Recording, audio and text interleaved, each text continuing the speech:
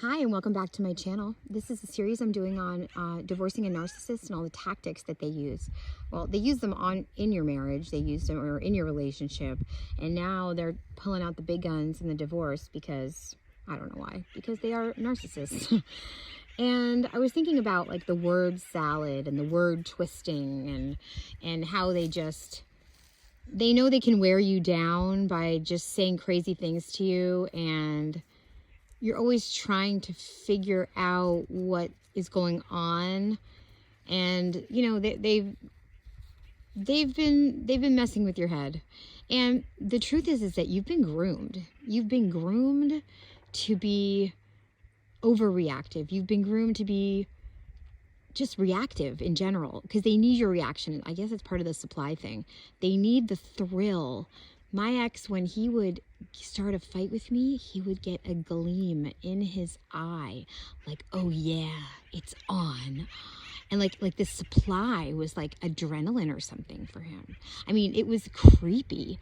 And now that I look back on it, I see it. You know, he had just had to word salad everything, start arguments, you know, leave. And then, you know, of course, in the end, you realize that they're going to do things that they had planned anyway, and they were trying to figure out how to get out of the house.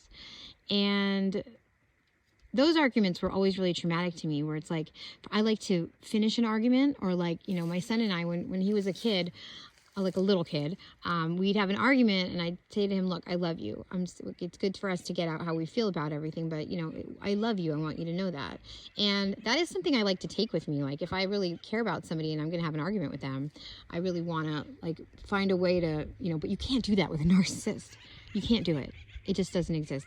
It's like you just keep opening yourself up to their word salad, their manipulation. It's all different types of manipulation, but it's really like the same thing in a way.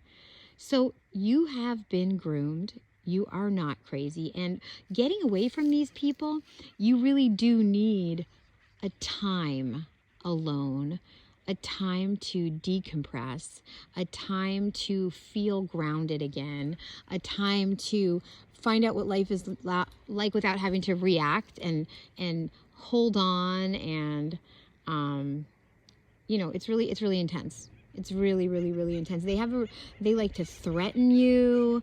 And I mean, I've lived in fear, or I don't really so far right now, no, but I lived in fear of my ex for a year and a half, really hardcore fear of this person who had a raging drug problem, who had lied to so many people about whatever he wanted them to think about whatever was going on in our relationship and our breakup and our personal situation, that I had these flying monkeys coming at me, people thinking that they were fighting me when he was fighting me and using them.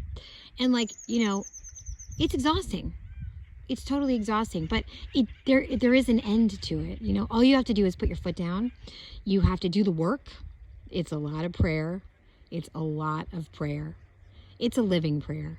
But as you extricate from yourself from it, you see your abundance. Like you wake up in the morning and you love to see the sun. You watch the sun set. Your abundance is the people in your life that are still there.